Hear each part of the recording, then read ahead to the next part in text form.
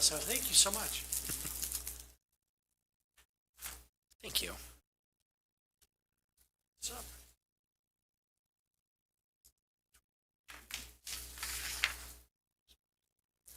All right, thank you. Appreciate it. Thank you.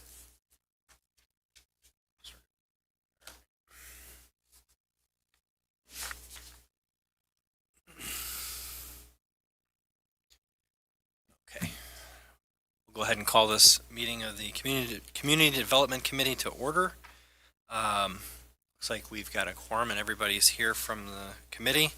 So we'll go ahead and open it up to public comments. Doesn't look like we've got any. So we'll go ahead and move right into the agenda and we'll get into the building code updates. Thank you, Chairman.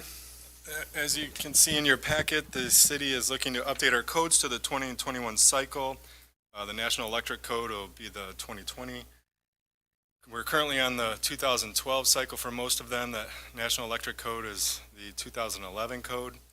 We recently went through a ISO audit. They rate the city on our insurance rating, and we're currently at a 4. If we don't update, we drop down or drop up to a 5, and that could increase insurance rates for our residents and business owners. So updating the code is key to keeping our current rating. And Dan, correct me if I'm wrong, this is Dan Streit. He's with HLR. We have a contract with HLR for additional services to help community development if needed, whether it's plan reviews, inspections, training. Dan's had us out in the field with him. We went to Union, Ann and I, to do every type of inspection you can think of. Ann has not had that formal training. It's been a long time since I had formal training, so we partnered with Dan and HLR to do that. Understand from the ground up what we're looking at, what we need to make sure we're doing, then also to build confidence in Ann's abilities. She's taken a lot of classes, but again, hasn't had that in-field training, so to build her confidence so she can work herself up to a building inspector and get that residential certification in that. So Dan is also a code guru. I worked with Dan in Woodstock for 9 years. He trained me on code enforcement and building inspections there.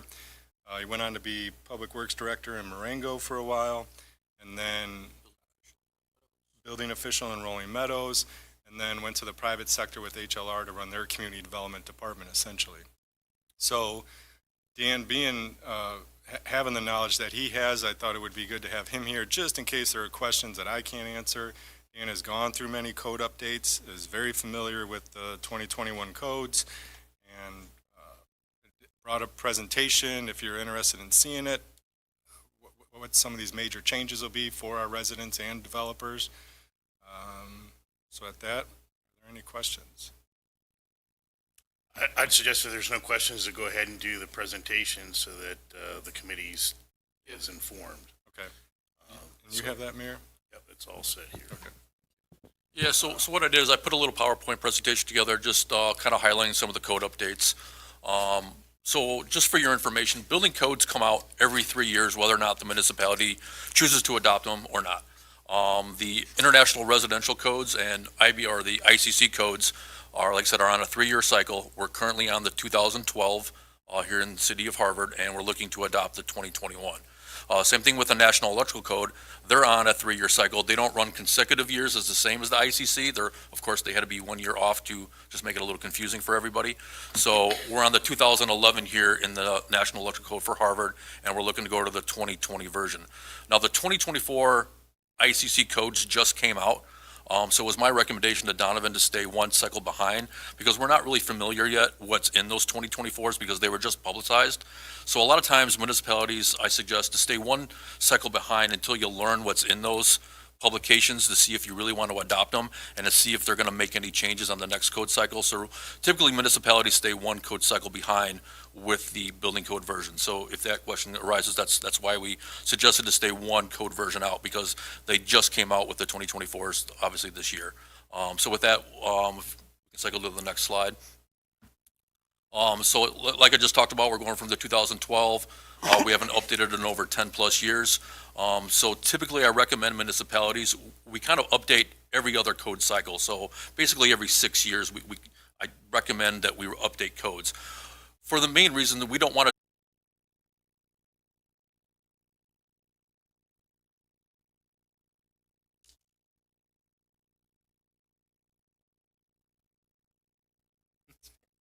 steal that from Jimmy Kastner.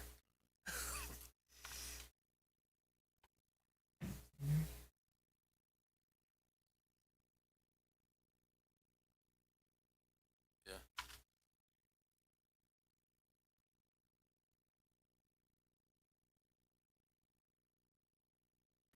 Excuse me.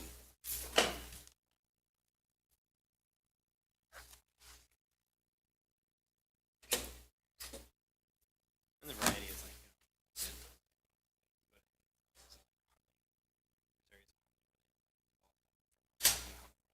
same house over and over again, just literally the same. Yeah. And I always like.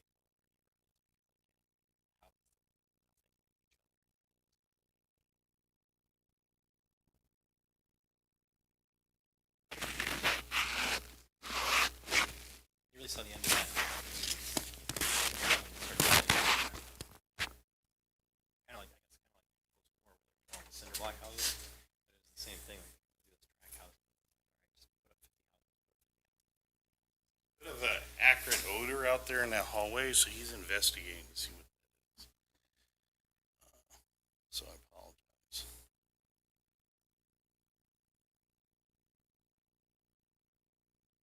I smell it.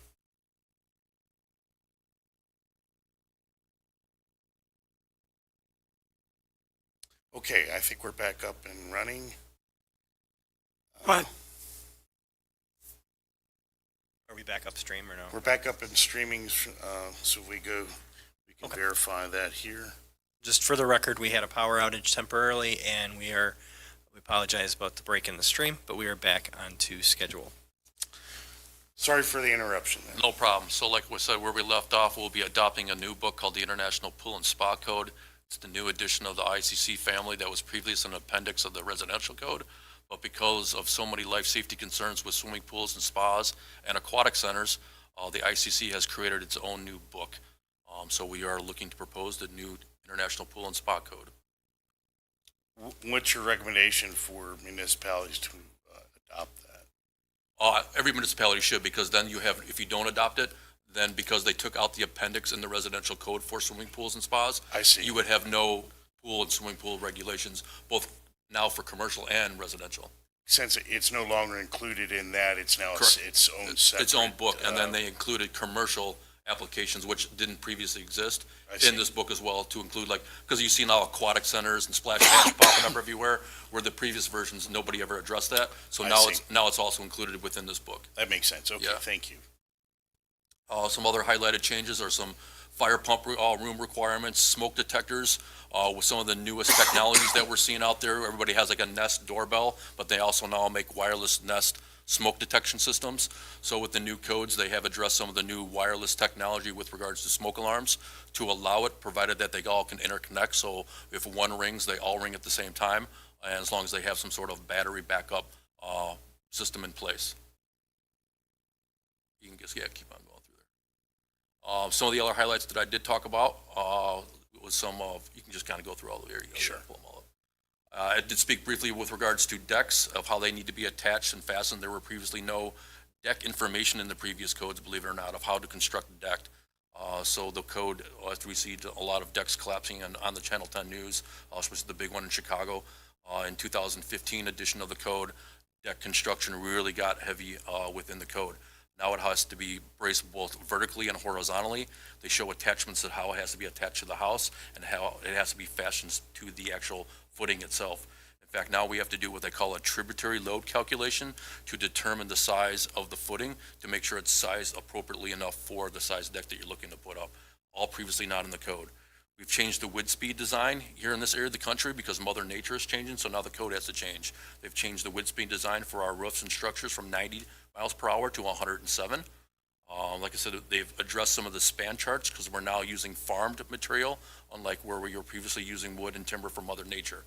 But because we're going through some of that farm material that was previously put on earth, And now we're farming some of the wood, where we're planting the wood and we're going through the wood that's being farmed. They're finding that the strength of that wood isn't as strong as the wood that was put on here by Mother Nature. So they've adjusted some of the span charts to reflect that. Wall bracing. They would now want you to build the house with complete structural sheeting, both on the exterior as well as commercial. Back in the day, we would only wall brace typically at the corners, and then you would see foam sheeting between the corners to corners. The building code no longer wants that. It wants a structurally strong house. It wants you to get your R values now from the inside of the house and get our strength from the outside. That way we have no horizontal or vertical shifting in the home anymore. They want you to put, within the garage door opening, structural strapping on a residential house, because what do we have? We have a 16-foot opening, and that is the weakest point of your wall. So because of that, they want you to put in some structural straps, and the wall bracing section now of the International Resident Code addresses for how we want that achieved. Surge protection is now required in all residential houses and some commercial applications. So you no longer need to have the surge protection devices that you need to buy on the strips. All new residential construction now shall have a whole home surge protection system within the electrical panel itself. With those types of surge protection, let's say you get it, just out of my own curiosity, Yep. but if you get a surge, does that module have to be replaced after a surge? Like when a power strip gets surged, you're supposed to throw it out and replace it. That's a good question. I have not yet had one where there's surge or where they've had to replace it. But that's a great question. I've never had that asked, but that's an outstanding question. Just No. from my own knowledge. It's I'd my be understanding curious that you don't, because some of them are integral parts of the actual electrical panel. That one on the left that you see there, that's an actual breaker. So there's three different designs that you can get for whole home surge protection. One, you can buy the panel where it's already part of the electrical system. It's an integral part, engineered design of it. Okay. So my answer to that would probably be no, because I don't see how you would replace the entire electrical panel components. That's where I was going with it, that if it blows out, you gotta replace the whole panel or a good part of it. So there's another one, if you look on the bottom right-hand corner, that's one that can be put after the fact, as an addition to the electrical panel. And then on the one on the left that has the circle, that is one that can be put inside the breaker itself. It takes up 2 slots, but it does not count against your load capacity of the panel. Oh, nice. So different options that you can have. Yeah, I mean, Typically, you see the one on the left, and just for the simple fact that it's the cheapest. very cool. Yeah. You answered 2 of my questions. One, does it, if it's a 200 amp service, does that take away from the ability, reduce the amount of amperage that they would have for that box? And then secondly, if the city adopts this, what requirements would it be for people to add this to their existing electrical work? Like a panel upgrade, they're going from 100 amp to 200. Yep, so anytime they're gonna upgrade the panel, like Donovan said, then they would be required to abide by the new electrical rules and regulations. But if it's existing and they're not touching it, then they don't have to do it unless they choose to do so on their own. That makes sense. I just Yep. want to make sure Yep. homeowners recognize when you do an upgrade, then it's going to require this additional step. Yep. So, okay, thank you. You're welcome. Some of the other big highlights with, you can keep looking, I think it kind of, there you go. Oh, okay, Yeah. sure. Some of the other highlights, because of the new green technology, every new residential house now needs to have a dedicated outlet per bay of your garage. So for instance, if you see that picture on the bottom, that's a 3-car garage. So every garage bay must have an outlet dedicated to that bay. And that is for the simple reason that if you buy an electrical vehicle, when you come home, you can charge it off of the 110-volt electricity within your home. Nothing else now can be installed on that circuit in your garage, unlike before where it could be. It must be isolated to a 20-amp circuit, unlike before it was 15 amps. But you can charge an electrical vehicle on a standard 110. You get about 1 to 2 miles of range per hour of charge. So you can recoup typically the day's usage from the time you get home to the day you go back to work, the typical next working day, without having to upgrade it to the 40 amp, 50 amp service of your electrical vehicle specifications. But now the electrical code has addressed it, that they want one in every bay. The previous code, such as the code that we're on, only required 1 outlet in the garage at any location it did not specify, and you could have other devices tied into it, and it only had to be 15 amp. So this is a big change with regards to the electrical code and electrical vehicles, so that homeowners could come home and charge their vehicles without having to go get an extension cord. If the homeowner wanted to add 220 for higher amperage, they could still do that in addition to this? They could, and that is now also addressed in the newest editions of the electrical code. As before, we didn't have that green technology, like we said, like the rooftop solars and the new electrical vehicles. So because now we're seeing all this new technology, the electrical codes have now started to address these new prescriptive code changes. And now with the code, it tells us that if we get to a certain amperage within the residential home for our cars, such the Ford Lightning, I'm told, takes an 100 amp electrical service to charge that vehicle. So now once you get to 60 amps or more within an EV charging vehicle in the garage, they want a separate disconnect. So there are some new rules and regulations with the electrical code with regards to doing that. But yes, 100% permitted, but now there are specific wiring requirements in the code to address it. Fair enough. Yep. So this is with all new construction?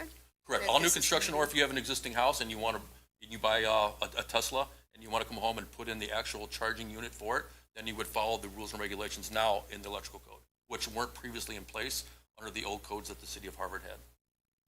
Is it a new state requirement that you have to have an empty conduit run into your garage for future electric? Yeah, so as of January 1st of this year, the new EV charging law for the state of Illinois, every new residential, whether it's a townhouse or whether a single-family home, if you have a garage, you must have a conduit ran 3/4 of an inch from the electrical panel to the garage bay. You do not have to have any wires on it, but it must be labeled and marked for future use of a potential EV vehicle. That is a new state law. That's understandable, because I guess you wouldn't really want to use Romex for that Correct. heavy of a load. Well, that you don't know, like I said, if you bring home a Hyundai, typically they're 40 amps, but if you bring home a Tesla, they could be like 50 to 60, and the Ford Lightning could be 100 amps. So it really depends on the manufacturer's installation instructions of what size you need, and that's why they want it 3/4 of an inch, and they don't want any wires in it yet. The state had tried to get some language with putting wires in it, and they couldn't get that language to pass for those simple reasons. Because the gauge of wire will be dictated by the vehicle that you get. And the right? amperage that you need, Yeah. correct, yep. Right. The conduit's gonna be your priciest point with your electrician too. I mean, fishing the wire is difficult, but if the conduit's already there, it's Yeah. 3/4 of your labor is probably right there. And like I said, it's only new construction, so at the end of the day, if you're running one more piece of pipe at the overall grand scheme of things, it's, Yeah. it's minimal. It's a small incremental Correct. cost. Yeah. But yep, that is a new state law for every new house. Like I said, rooftop solar systems, there was no previous language in some of the old codes, specifically the ones that the city of Harvard has for rooftop solars. The big concern with rooftop solars in the old codes is that because it didn't address it, is that we would cover the rooftops with solar panels. Well, what's one of the biggest things that the fire department wants to do when there's a fire? They want to vent that roof. Well, they can't do it when it's covered in solar panels, nor can they access the roof because there's no pathways for them to get on there. So now with the new codes, they have pathways that must be on the roof for fire departments to be able to walk on the edge and the top, and they must have enough room on the top now to properly vent that roof if they have to cut a hole in it. The other big problem was when the fire department got to the location and it was a sunny day and they turned off the power to the house. Well, guess what's still being energized because the sun's out? The solar panels. So they came up with code language that there must be now a disconnect labeled on the outside, labeled as rapid shutdown, and that shutdown must deploy the energy system within the rooftop solar within 30 seconds. So that if there is a fire, they shut down the system, it shuts down the array within 30 seconds, and then the fire department can go in and feel safe of cutting open that roof with nothing being energized. So new code requirement in the codes that we're looking to adopt that were not in previously. And the solar companies that have been installing in Harvard kind of hold that standard no matter what. So it's not. It's not a big change because No. they've already kind of self-adopted Correct. similar Yep. code. So, but now it becomes, assuming city council Right. adopts a code, it'll become required. Absolutely. Enough for this one? Yep, All right. keep on going. That's pretty much some of the big highlights that we have with regards to the newest codes that we're looking to adopt. I know I kind of went through that kind of quick, but like I said, those are the big highlights. There's nothing crazy outstanding that we'll be asking for contractors or homeowners or business owners looking to do. It's pretty standard within McHenry County that most of the jurisdictions are probably on the 2015, if not up to the 2021 with most of the municipalities within McHenry County. So going to the 2021s and the 20 NEC, you'll be right within the the range with all the surrounding municipalities. So shouldn't be a huge jump or too much of a concern with all the local municipalities already on it for the contractors to follow suit. So. And then some of the amendments that we're recommending and that Dan helped with, taking out wood foundations. Masonry foundations is pretty untypical. So you already kind of had it in some of your language, so I left that in there with a lot of the, taking out the residential fire requirements for the residential homes. I also put in there some of the requirements for having a lockbox for the commercial buildings, so that if we do have a fire alarm or a fire suppression system within a commercial building, that there must be a lockbox installed on the outside so that the fire department can have an access key at 24/7, so if that alarm does go off or there's a problem in there, even a broken water pipe where it sets off the fire alarm, that the fire department can have easy access to that building 24/7, which wasn't part of the previous language. So we put a little few amendments in there, but those are the two big highlights. I'm talking to the fire department, and it came up with design coach. We wanted an Knox box on that building. They said, what kind do we need? We contacted the fire department. You can go to knoxbox.com, I think it's Yep. called. You can go to Amazon. But in knoxbox.com, you can search for the municipality, and it'll say what type of Knox box that municipality requires. So thankfully, the fire department already has that information in there. So we send people to that and say, here's a Knox box they want installed. So do we just need to approve these to move these on the council for approval? Correct. Okay. And then the one thing I did want to add is, so when the 2027 codes come out, and it's time to adopt the 2024, what typically happens is that they also provide like a booklet that shows all the changes since that previous code. Right. But since this is a huge upgrade, Yep. they're essentially learning it all. Alderman Schulz, before we go to a vote, I just wanted to talk about the additional considerations in my memo, and one of those being the monotony code requirement. We currently don't have a monotony requirement, so there's nothing for us to say your homes next to each other can't look the same. That's come up recently. This is, I don't want to say all of it, but partially, mostly borrowed from Woodstock. I think when we worked there, they came up with this, actually. One difference in Woodstock's section is, for purposes of measurement, the 200-foot separation distance shall be measured between nearest points. Well, they have 300. So I just want to find out what, 200 would, your typical lot is 60 to 70 feet wide. So you'd cover a couple lots, before the, So what you're talking about is the elevation of the homes are being, so they're different, and they don't look cookie cutter from, the entire street looks exactly the same, that there needs to be some variation in the elevations of the homes. correct.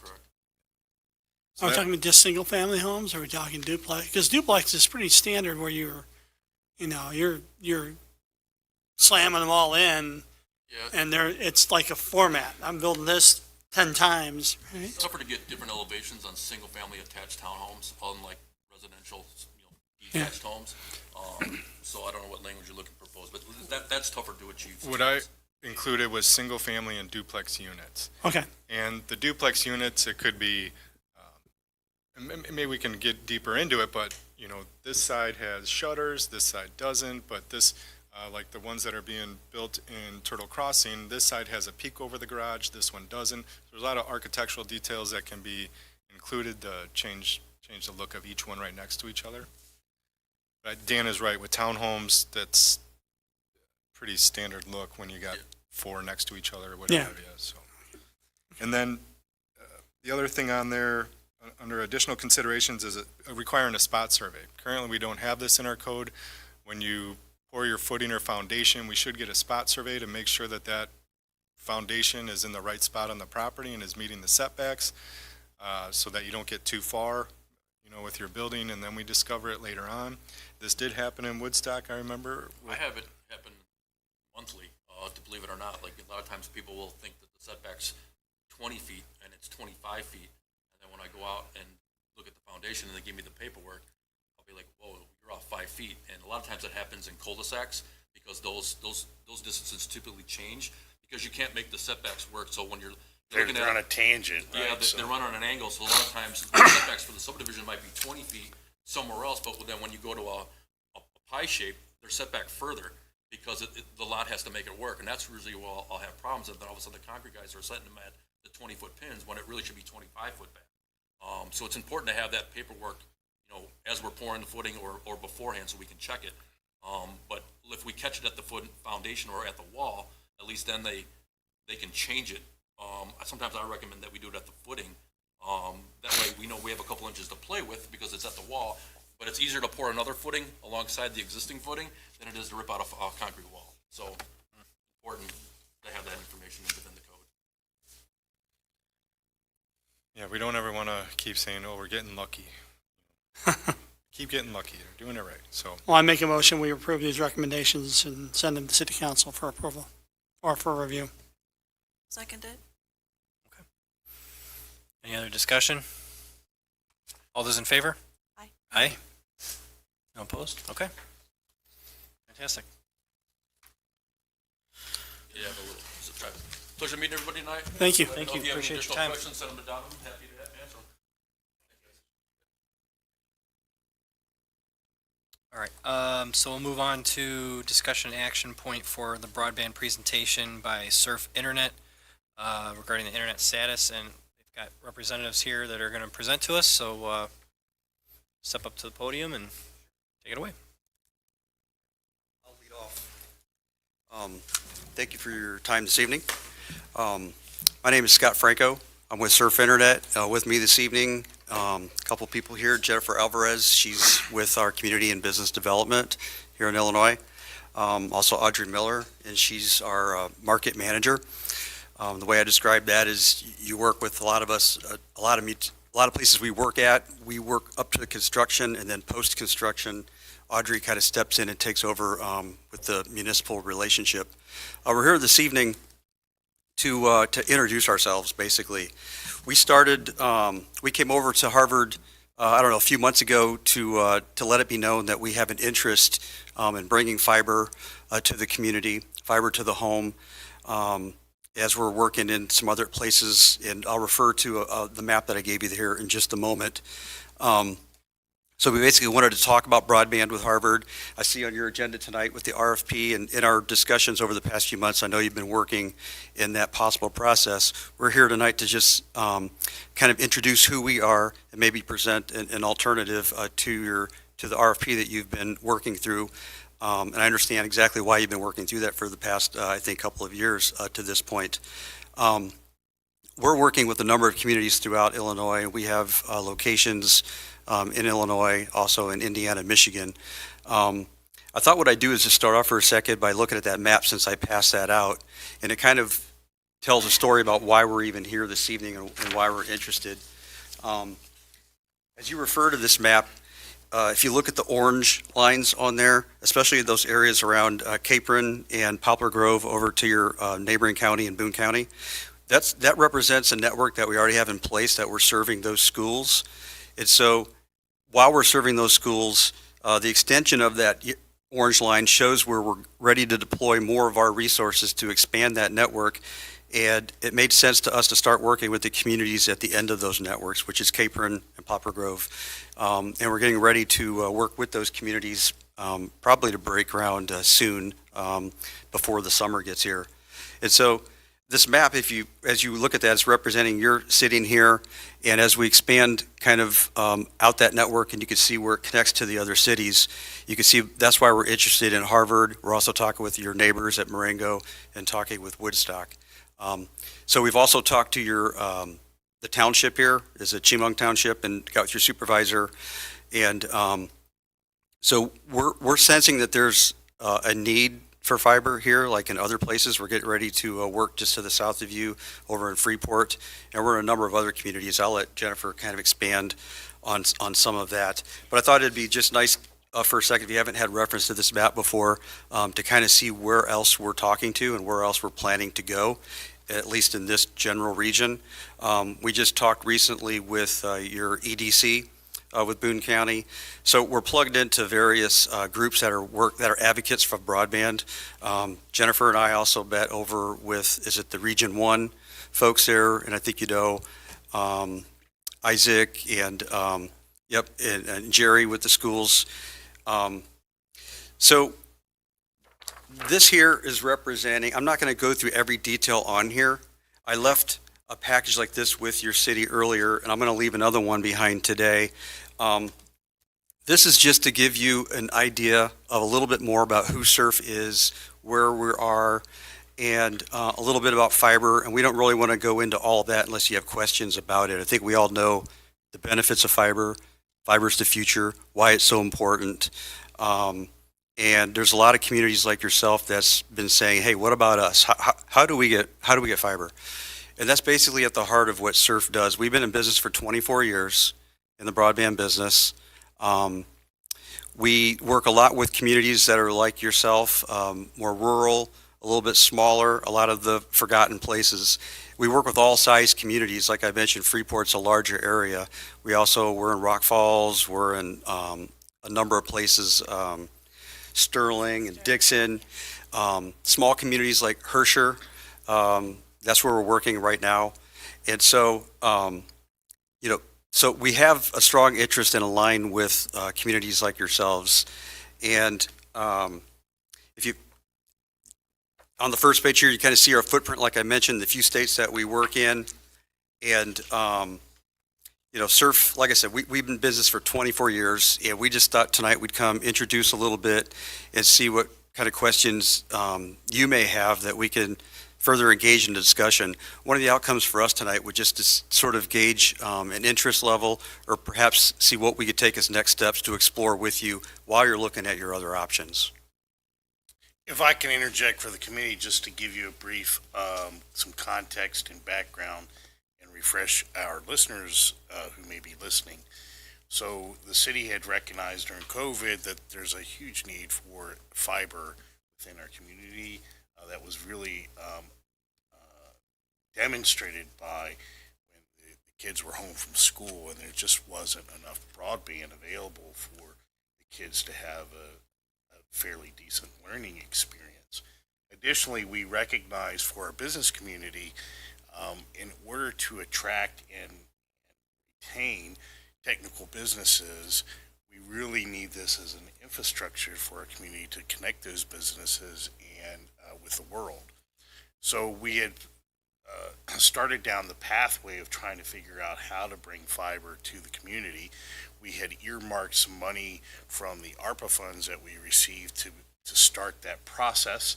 And if you recall, we commissioned a request for proposal from internet companies that could come to the city to bring broadband here. There are several different models that are available to the city to create broadband. One of the things that we were looking at, because there was no company at that time that was interested in becoming a supplier to Harvard without some kind of incentive, and that is purely based on the fact that we're a fairly rural community with not a lot of large subscribers. And so the large players in the marketplace are looking for much larger communities to build their network because the return on investment is much faster and larger.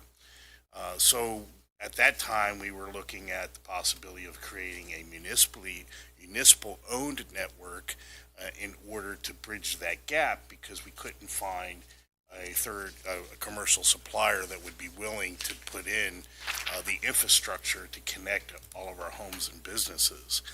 So while we were in the middle of issuing this RFP, along comes Surf Internet to come talk to us, and their model is very different than where it was currently available to us to review. And so, of course, we were not sold necessarily on the only model available was a municipal-owned network. We were certainly happy to partner with a commercial company that's their business. We just weren't attracting anyone who was interested because of the size of our community.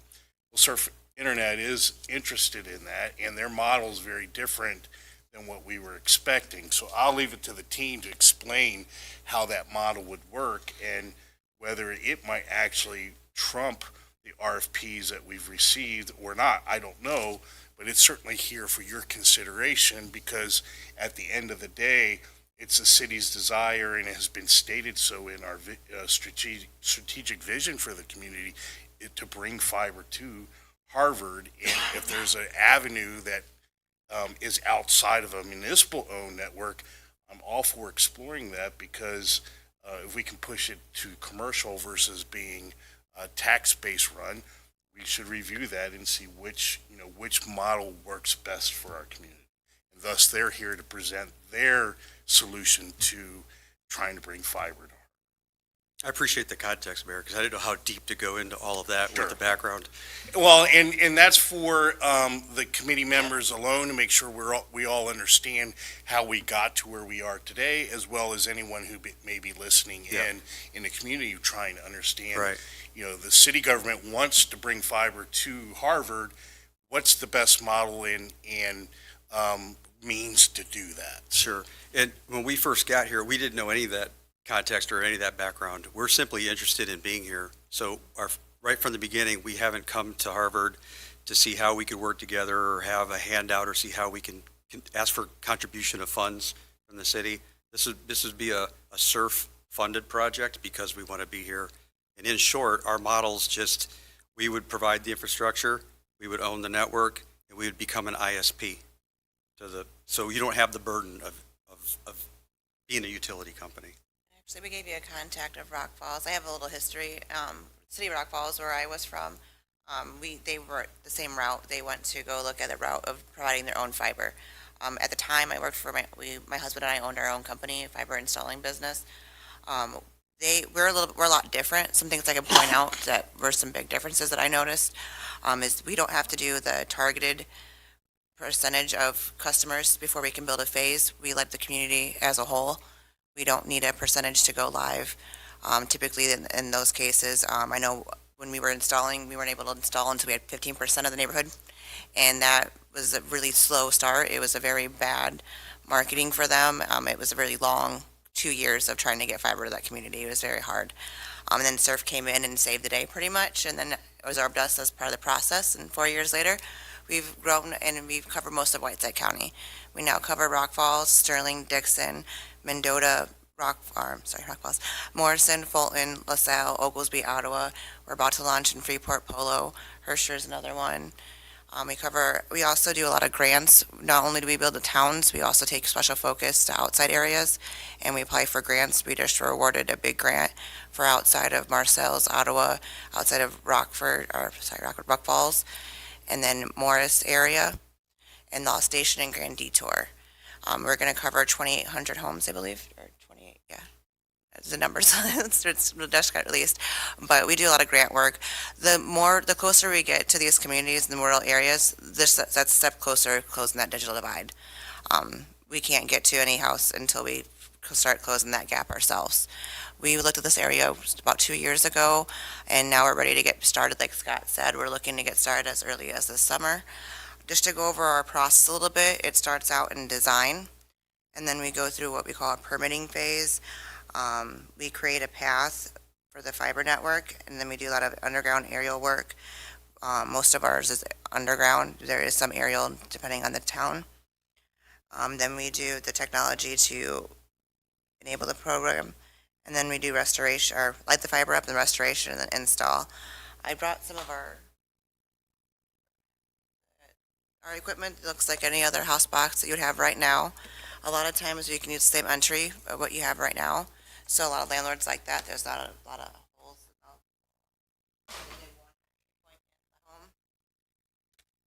One hard fiber. And this is what our modem looks like, which is pretty tiny. And then this is our Eero, which every package comes with at least one Eero. Our bigger packages come with 2. The Hero, is that your router? Is that what that is? Yes, the wireless router, because it's one wire, one hard fiber in. And this is what it looks like. It's glass fiber, but you can run it over the vacuum. A kid can play with it. It's pretty safe. And so for those that are listening to understand technology, it requires this equipment because you have to turn light pulses into electrical signals that can then go wireless to your devices. So it does require additional equipment. Yes. And you also have, this only has one. You can have up to 3 or more. These are capable of becoming a smart home. We also have an Eero app that manages this. So if you have kids at home, you want to kick them off at a certain time, that's great. Normally, if you get Eero on your own, it's a $10 charge, and we have it for free as part of our package. Another thing is we don't provide truck rolls out to citizens. And we don't have an install charge, price lock guarantee, no contracts for residents. and no install charge because we're building the whole town. For businesses, there is sometimes a charge depending on the landscape, hardscapes, construction costs sometimes if you have to go under concrete, but nothing that's manageable. One of the biggest thing I noticed is a lot of the small businesses actually have access to fiber now that they didn't have to before, just because of, even if there was fiber in the town from a bigger provider, they just couldn't cover that construction cost to get to them. So it really puts the small towns on the map. I know Sterling, Illinois is doing a big program on transplanting people back to the area because of the access they have now. It attracts a lot of hospitals and telehealth. It just helps the community grow. In general, do you have any questions on services or installation process? For the people listening, I guess, so if we were to say like, you know, let's move forward with something, what's a realistic timeline before we would see like individual users be hooked up to the system and be ready to go? Like, we're probably talking next summer, I would think. No, we would begin about this summer. It depends on the town. We would have to go to that permitting meeting, like I said. Typically, we ask for like a blanket type permit, so we can submit one permit, not that we don't check along the way per phases, but that way it just keeps construction moving. Each phase is about 100 to 200 homes, and it takes about 6 weeks to light up, a month to 6 weeks to light up each phase. Okay. And depending on how the design is, typically those go live every month. So you don't have to wait for the whole town to be built, and it'll go live. Sometimes with transport, like Polo, it's an exceptional case that I think will go live at the same time, but we were trying to get ahead of construction there, so we're building before we had the transport. The big difference from this proposal that Surf Internet is giving is, obviously it's not city-owned anymore, but they bear all the cost of the construction. There's no contracts, there's no, you know, the users can sign up for the service. They don't have to commit to a certain contract length. They lock in their pricing when they do sign up, so there's some advantages there. And it's upgradable, I think, in terms of the bandwidth that they can get. So they might not need so much bandwidth today, but they could upgrade in the future for a bigger bandwidth. So it actually accomplishes everything that we had looked at as a city council prior to putting out our RFP, but it resolves all of the issues that we would have had as a municipal-owned internet, because we would have to go out the bond. We needed a certain number of neighbors within that neighborhood to sign up in order to make it feasible. There are a lot of pieces that they would take the risk on by building out the network and then having the exclusive right to it. But it gets it to the community much, much faster, and there's a lot of benefits for the users based on how they structure their business model. So certainly something very much for the council and the committee to consider. Right, and just to elaborate a little bit more on that, so one of the things, if we were to go, part of the feasibility study that we're requesting is to find out like all the costs related, and whether or not like labor costs, as far as we'd have to create a whole nother department, and so that could be cost prohibitive down the road.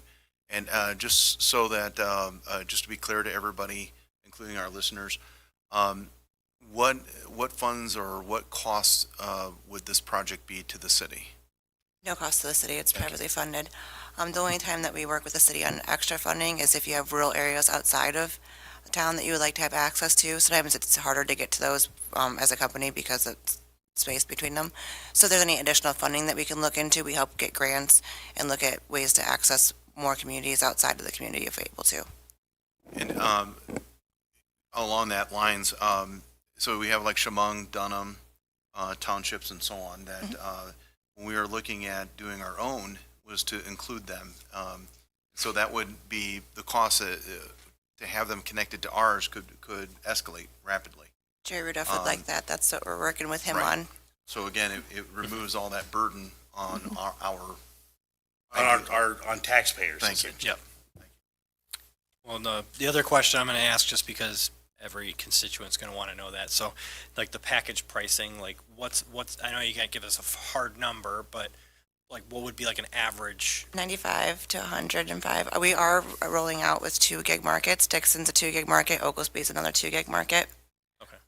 So it'd be kind of comparable to like Yes. what cable internet is. Mhm. in And the that area, includes so- all the equipment, no extra additional charges.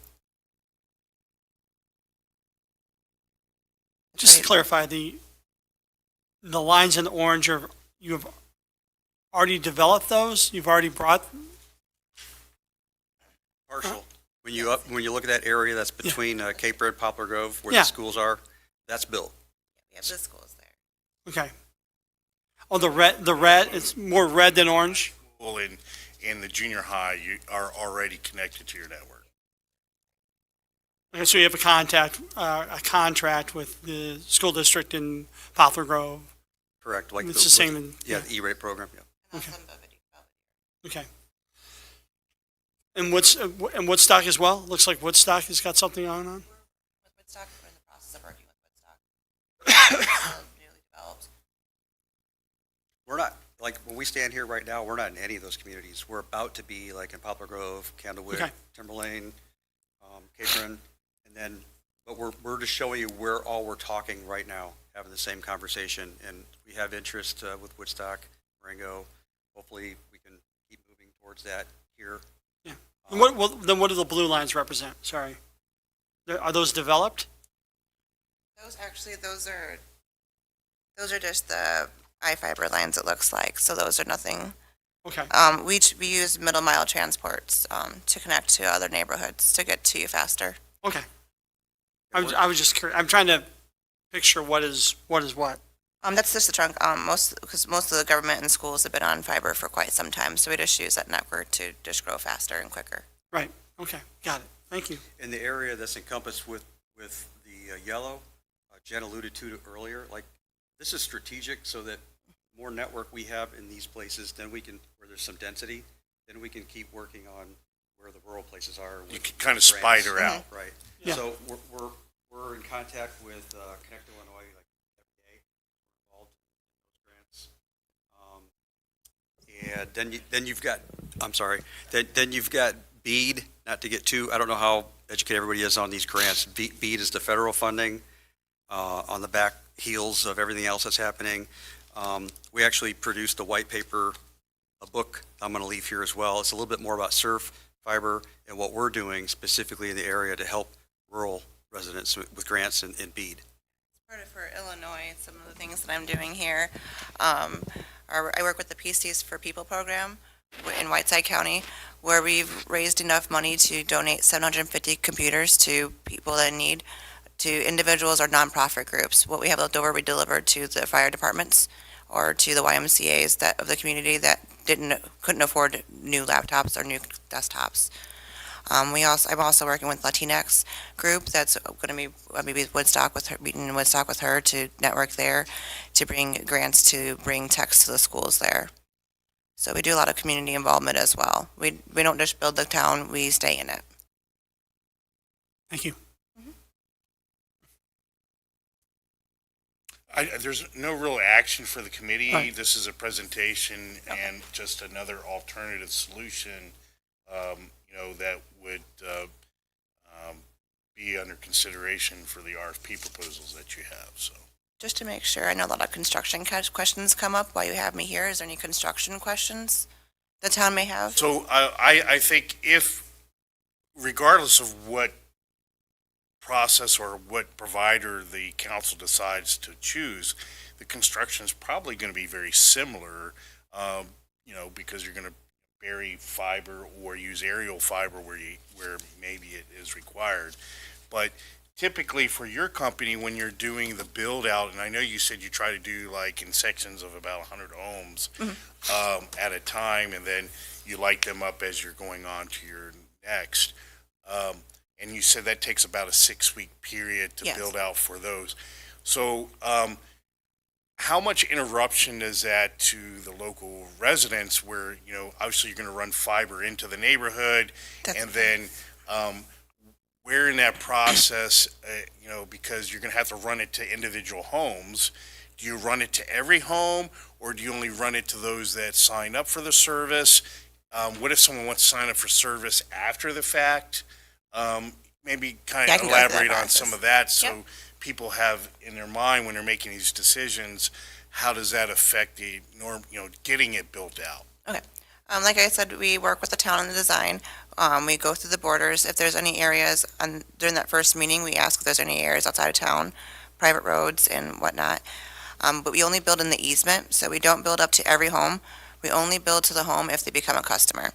And out in the easement, we directional bore dig that underground, and it's about 18, 24 inches. In Illinois, it's above the water main usually. And then to the home, it's about 8 inches, 8 to 10 inches. And it's a less invasive machine. Typically, they're in the phases for a month and a half, like I said, typically. There is going to be some disruption, as you know, in the easement. We can't avoid that. But we do have a construction website geared just for construction complaints and restoration issues, just because they don't want to call in and have a sales call. We do have a website specifically oriented for that purpose, just to keep them going to the right spot. We don't want them calling you as much as you want them calling you. We want to be able to take care of the problem. If they don't get to us, then we don't know it. So we try to make it easy to get the restoration process. That seems to be like the biggest hiccup in most towns. And then I will point out that we do use a straw restoration. I know a lot of people around this area are not particularly fond of the mesh that they're using in Rockford. We do use the straw, so it is more biodegradable. And then we do come in and check that. We start off with a series of mailings once they call the locates. So everybody in that neighborhood will have a mailing at their doorstep, which I know they don't always receive. So we do try, if you have something going out with utilities, we'll also include something in that sometimes if we're able to, or social media. And then we also have a set of door knockers, if allowed, that come in at the end of the project, once that wrapped up in that phase. And they check, let them know they go live, let them know what we're doing. See if there's any questions, redirect them to that website, or if they needed to see if that restoration process went smoothly. So then after the main line is run through the easement, and let's say a resident decides they want to join on, 4 months later, what is the process for that? They would just call in, or we also have made it easy. You can order online now too. And so then they would just arrange for the contractor to come out and run the line to their house? Yes, and everything would be a new install, so it would take about 2 hours, just because it's very new. And most of that's done outside. Typically about half an hour inside to set up the Euro and make sure they all sync up. Typically I tell people to make sure that they tell them their heavy use areas, because I have plaster walls and I learned they're not great. It's the first time for plaster walls for me. I just moved. So we do like to check that for residents. Make sure they're set up in the customer portal, and they can also monitor their system and their customer portal with us as well, monitor their bill. So I would liken it to like if you were signing up for cable for the first time. It's a very similar type of process, going from the cable junction box and the easement and running it up to your house. So similar type of process. And we do have home VoIP. We do not have cable though, but we do have a streaming tool that helps with the residents to gear them to, if they had cable, you mentioned cable, but we do have a tool that helps them navigate to streaming services. We have a tool that you can put in your TV show, actor, or sports team, and then it'll plug it in to see which packages will give you the most options for your dollar. So it helps with a lot of older citizens that aren't used to streaming. I've done workshops at senior centers and get them kind of on board with fiber as well. So you mentioned before Capron. Are you currently negotiating with Capron, or you've already? They voted yes. They voted yes. We're in the permitting phase with them right now. So hypothetically, let's say, because I'm looking at the map here, you would probably be coming through Chemung or around the Chemung area before coming into Harvard, should that be the case. Chemung is to the west of us. Yep, we drove through. I thought that design. I won't know where the transport's coming from though. But let's say the unincorporated Chemung says, sure, we don't want anything to do with you, but you can still bypass them to come right into Harvard. Yes. Okay. The only thing that'll affect Candlewick, we'll have to take a longer route to get to Timberlake, but Right. there's no. It's like going around the mountains. I think it's my understanding that we come here before Chemung. If we can if there's interest enough to keep this conversation going. But Jen did a really good job of highlighting that whole construction process. This is a package we use a lot to introduce ourselves and to warm you up for a lot of the topics involved with construction. So I think as you look through those slides there that I printed out for a later meeting, there's a time where we would have a meeting with all the right people to talk about the permit process more in depth, the locate process more in depth, what an OLT is and where that goes on the property. There's a lot of little pieces involved in the construction, but the purpose of printing that off for you so you can see that ahead of time, and that'll help you with questions in the future. Do check with design as well. So everything that's designed is check with the city. We do work really well with the city. We typically don't enter a city if there's not a partnership.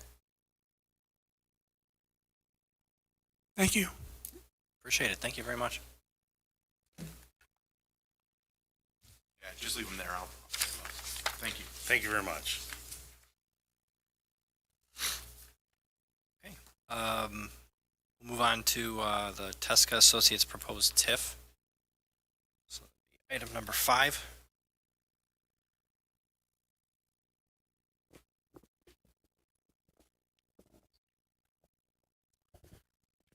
So we've already kind of been introduced to this TIF idea with the new owner of the old City Hall and Police Station. As the memo states, the state of Illinois requires a 1.5 acre minimum for a TIF district. The old police station and City Hall is 0.6 acres. So myself, Administrator Leone, the mayor, and Public Works Superintendent Rob Lambs sat in the conference room and looked at which way we could go to expand this TIF to, at a minimum, meet the 1.5 acres, but then also get creative in what upcoming projects we might have. That's why we included Rob, especially with infrastructure like the post office stairs and things like that. But then also to pull out some properties in the downtown area that are in need of revitalization. There's the vacant lot in between the two buildings there. Both buildings are in need of renovation. One is for sale on the left-hand side of that vacant lot. The one on the right could be for sale. I think they have one tenant left in there. And we do have some interest in those properties from developers. And then bringing it down Air Street up to Diggins, connecting the homes along Diggins potentially as an option in the future to expand the downtown if needed, create a commercial element there. But then including, is that the Moose Park? Moose Field? Moose Field. Moose thank you. Athletic Field, yes. Moose Athletic Field, down to a couple vacant properties in the industrial park and including Milky Way Park. The thought is that TIF dollars that are generated in here that aren't going to a developer, we could use for our own needs, not only for infrastructure like stairs and things like that, street improvements, what have you, but also at Milky Way Park, potentially to help us do the phase 1, phase 2 that I believe everyone's learned about or will learn about shortly. So that's it. We've been in discussions and received a proposal from Tesco Associates. It's a $30,000 fee. And that fee covers the eligibility study, the redevelopment plan, and program. That fee is reimbursable after the TIF is created. We can reimburse our costs and the attorney fees it takes to create that. They estimate it to take approximately 4 to 6 months. If there's a housing study that needs to be done, it's a $35,000 fee, additional $5,000. We won't know until they dig into it to see how much housing is included. And what on the city side, what our portion of the project would be is to hold the public hearings. We have to have it with our joint review board, which includes all of the taxing bodies that these areas currently pay into, your school districts, your townships, fire districts, so on and so forth. And we do all of these certified mailings to everyone within the TIF district, and then we hire a surveyor to create the boundary for the TIF district and a legal description for the TIF district.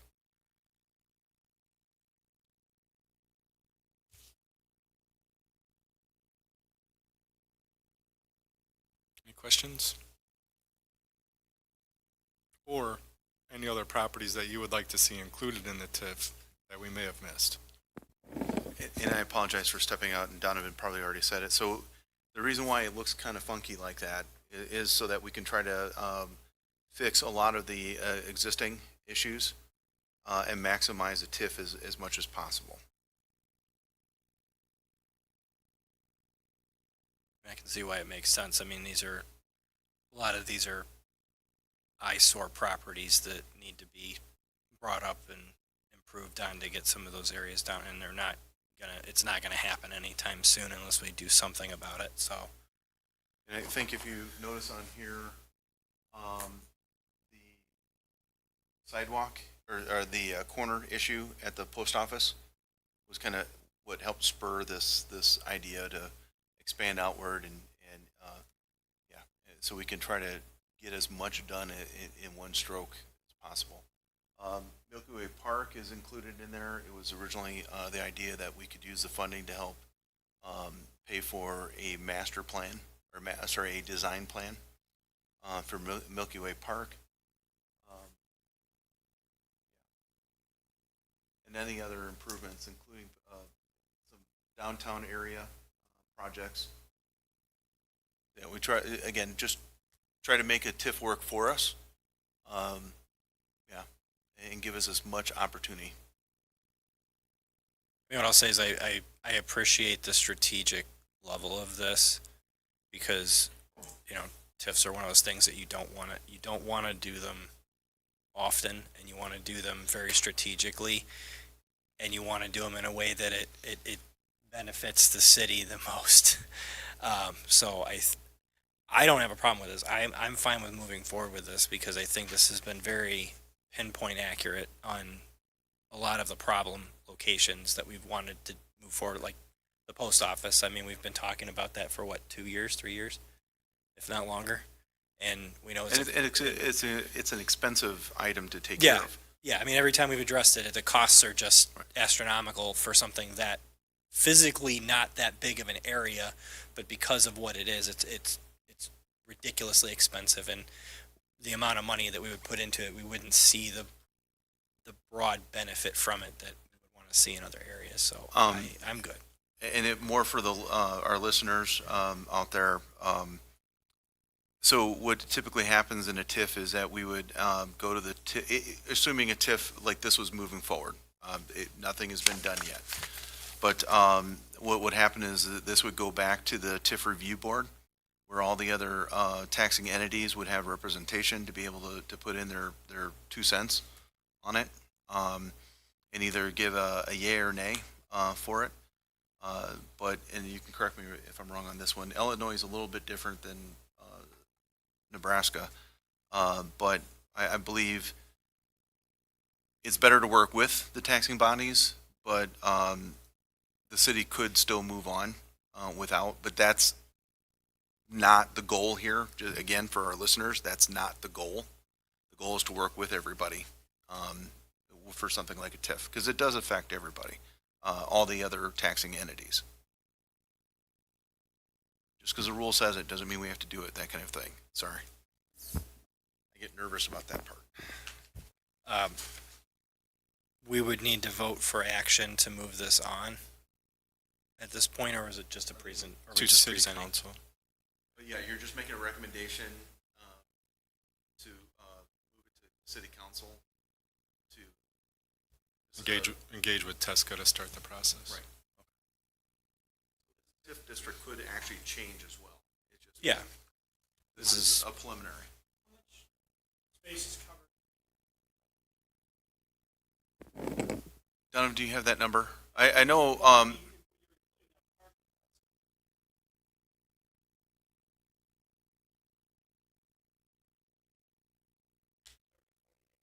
about 40. I don't have the total acreage for the entire area, but I can get that too. I'm concerned more about the acreage downtown. I guess, you know, I understand the drive to use TIF funds to possibly develop a master plan for Milky Way Park, but from a business perspective, from a business owner's perspective, you know, I really see this TIF as a way to improve our downtown area. And I think that money should be going into the downtown area. That's my opinion, you know. And it, originally, this was thought of before going the route of doing a plan and using OSLAD. So again, this could change. Yeah. But that was the route we originally took as far as coming up with a plan. And again, so everyone understands, when you do a TIF, it has to be at least 1.5 acres Right. of land, and the original TIF area was much smaller. So as that's why some of the corridors look small, is so that we could maximize that distance. But I think, you know, what you've added downtown without even Moose Field and the, you know, isn't the land out in that Arrowhead, isn't that already TIF? Just to the left of it, just pulled it up on the TIF map and McHenry County TIF map. It's just to the left of it, up against So Potawatomi all of this Way. area up here is in the TIF, but these two parcels I do. Are not in the TIF, okay. That's Uh, typically all the land that was owned by the Strickers was in the TIF. Yeah, These two parcels are not owned by the Strickers, so they were not. That particular TIF without an extension expires in 2027, well, it's been, how long has it been around for? 2004. Yeah, I mean, it's time for it to expire, in my opinion. I mean, really. Are we above ground on that, or do we know? Oh, yes, with the addition of Pet Dined and then Pet Dine's expansion as well as Badger Yeah. fulfillment, the TIF is well into the. Yeah. It was on the hearing. I guess, for I guess many if years. I'm a resident and I'm looking at this, practicality to me is, I absolutely see putting properties in the downtown area that need revitalization in this TIF, and I think we more than get over 1.6 acres by doing that. You know, the properties down by the water tower, over by, you know, Angelo's Pizza, the properties, the empty lot, the vacant built, you know, the burned, you know, obviously the post office area, that all of that. I see. I just question going all the way out on Diggins. That's just my personal opinion. Anyone else could, you know, I'm just trying to keep it as functional and as easy as possible. I don't want it to get too big and too cumbersome for us. Yes. Thought I heard someone down here agree with that. Yeah, Rosa. Okay. So We need to be more diligent with downtown, make it fix it. There's a lot of empty buildings there. Not, I mean, it's starting to flourish. We're starting to get more businesses downtown, and I think that besides the post office, we should concentrate there. and then also to include Angelo's and a little bit past Angelo's, it looks like, where I believe there's some vacant properties. Yeah, I mean, you could slide it, actually go west past Angelo's if you wanted to, correct? I mean, I see the parking, you know, I don't know if the TIF funds could be used to improve the parking lots that we have, the metro lots that we have, because we own those, or those are city lots, right? We lease them from Metro. Okay, TIF funds can be used for administration of a TIF redevelopment project, property acquisition, which we can get strategic on too, property acquisition, renovation, rehabilitation and demolition, construction of public works or improvements, job training related to the TIF area, financing costs including interest assistance, studies, surveys, and plans. So if we want to do a parking study or something like that. Marketing related to sites within the TIF, and professional services, like I had mentioned earlier, such as attorney fees, architecture, and design services. So, I mean, you know, I'm sorry, Donna, go ahead. well, let's say that vacant area, and we've discussed this internally, you know, that the city wants to turn it into a nice community park area. Food trucks out front, bands on, you know, music on Friday nights or what have you, restaurants on each side, utilizing it as outdoor dining. We could acquire that land through the TIF funds. We can renovate that whole property with TIF funds. So those are some of those conversations that. I think that's a great idea. I mean, I have no issues with that. I mean, I'm fine with us moving forward with this and presenting it, and then having discussion on how to change, if we want to make changes to it. I mean, I think the plan is fine. I don't have a problem with it, other than I think it's just over too much, other than, I think all the downtown stuff's great. I don't have a problem with that, personally. Okay, I think internally we sit down again, look at potentially, taking out some areas, including other areas. Well, my recommendation would be for staffing to create a couple of different maps that allow the council to have choices and determine what parts they want to include, what parts they don't want to. So if you're going to do a TIF, and of course the impetus for this TIF was the development of the former City Hall building, but in order to encompass that, we need to expand it. So staffing, this was their initial stab. Here are some areas we think that make sense. And then they also added in the park simply because we want to add more investment, like a parking lot into Milky Way Sure. Park. And so this might be an avenue beyond the OSLAD grant that might enable us to do something like that. And those were things, goals that the Parks Department has had for a long time, Sure. but we've not had, a means to get there. This might be a way to do that. Maybe it doesn't get included in this. I think staffing is open to whatever city council wants to pursue, but we definitely need to do something if we're going to help develop that one building. So let's take that opportunity to include other areas of downtown that we would like to see developed. And so my recommendation is, if you decide to send this forward to city council, is for staffing to come back with a couple of different options that council might want to consider.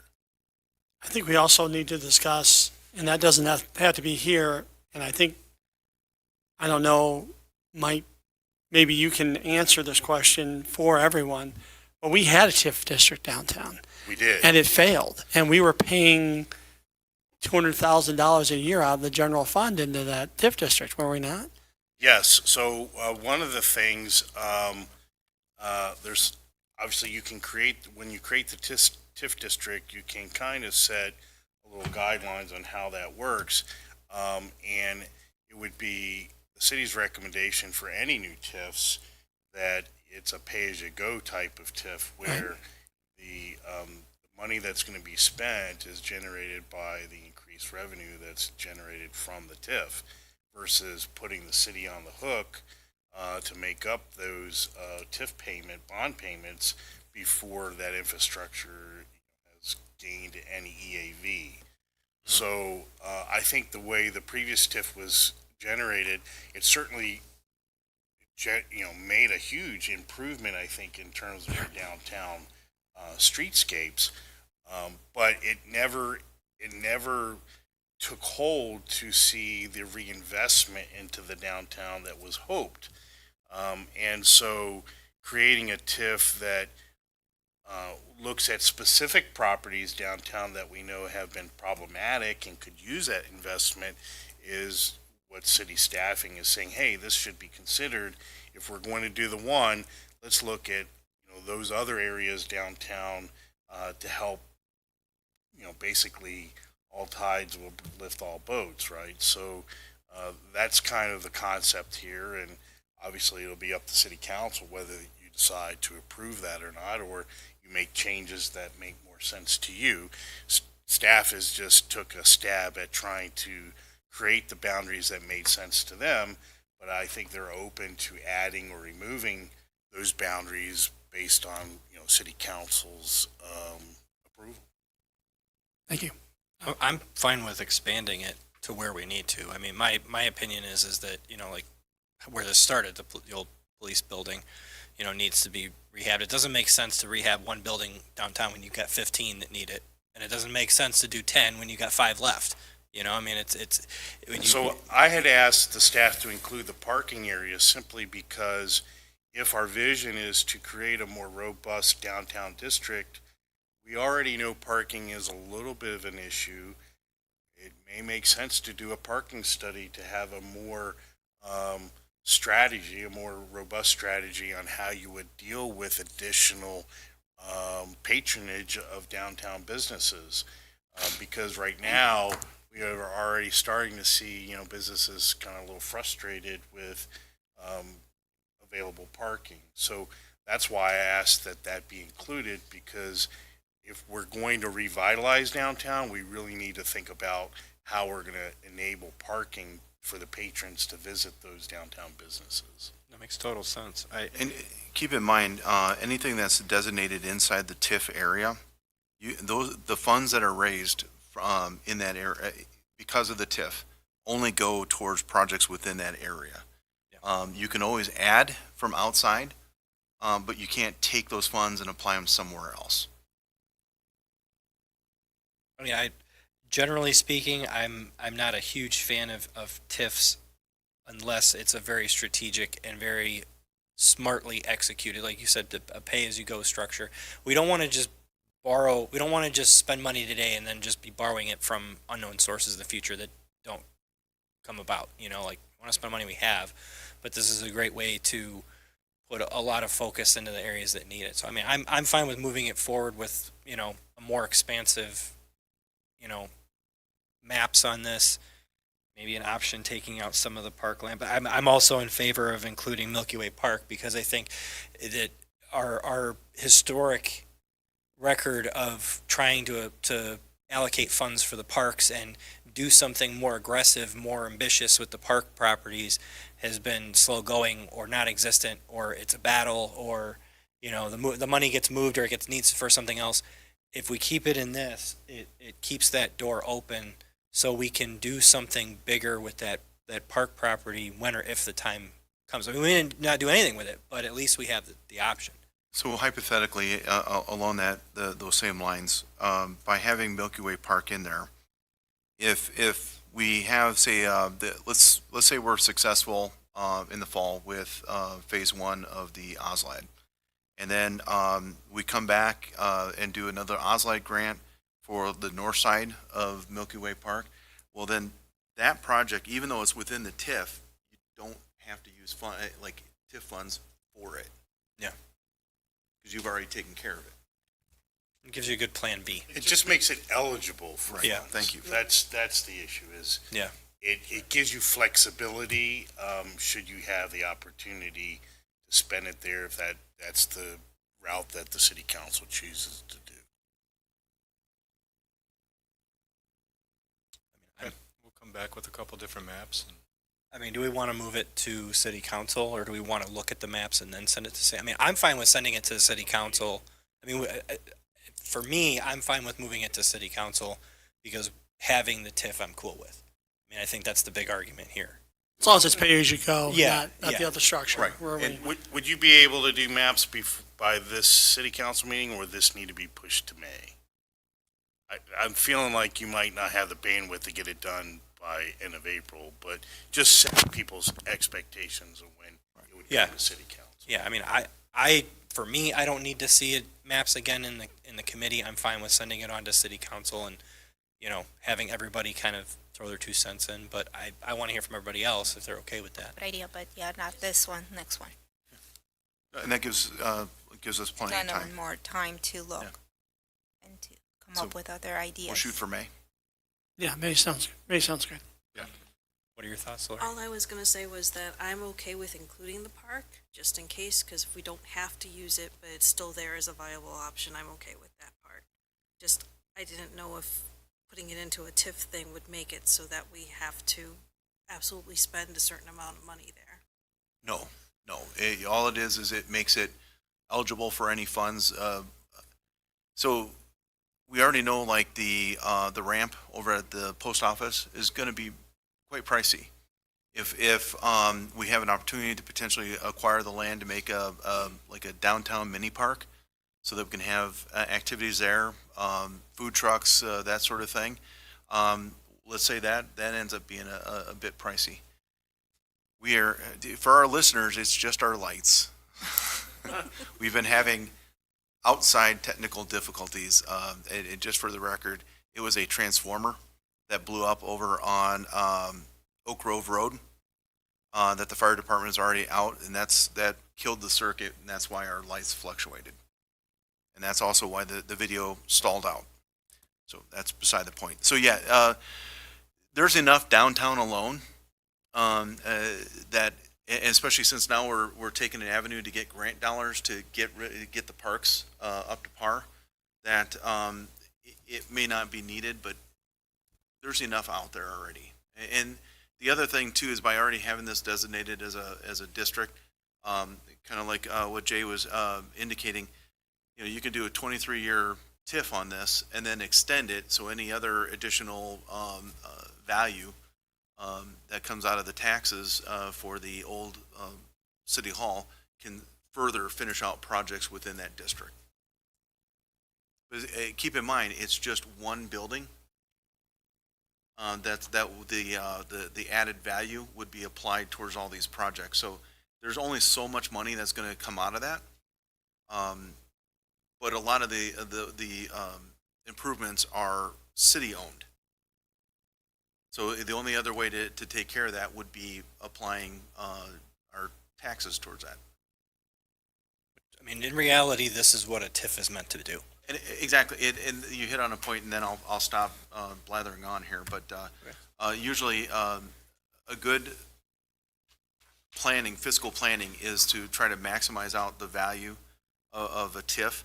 So if you have to do it, you try to get as many public projects in it as possible to take the pressure off. So in a way, it's just delaying tax dollars from going directly to the city, going directly to the project versus the traditional way. So it's still being applied. It's still tax dollars being applied. It's just not everybody's tax dollars. It's just those within that tax district. We want to make a motion to. No, I'm just trying to make sure that I have everything. That's okay. Sorry. Do we need a motion at all, or?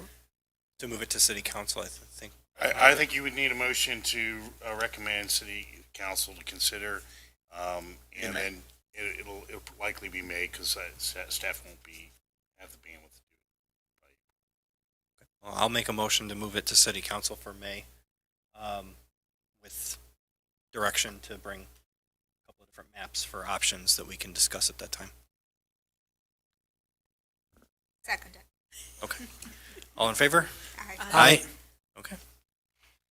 Very good. And let's move on to our next. So, item.